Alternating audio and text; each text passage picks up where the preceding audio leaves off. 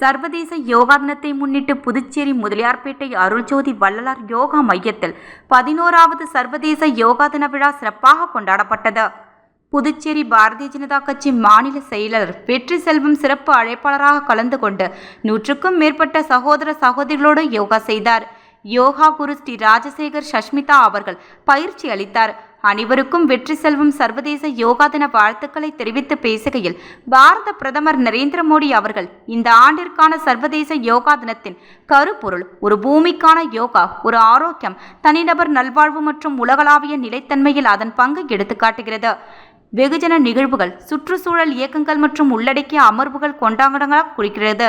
சமநிலையான சுற்றுச்சூழல் உணர்வுள்ள வாழ்க்கைக்கு யோகாவை தினசரி பழக்கமாக ஏற்றுக்கொள்ள வேண்டும் என்கின்ற கருத்தை அனைவருக்கும் எடுத்துரைத்தார். மேலும் அருள்ஜோதி வள்ளலார் யோகா மையத்தின் நிறுவனர் கோபி என்கின்ற கோபாலகிருஷ்ணன் அவர்களுக்கும் யோகா குரு திரு ராஜசேகர் சஸ்மிதா அவர்களும் பொன்னாடை போற்றி கௌரவப்படுத்தினர்.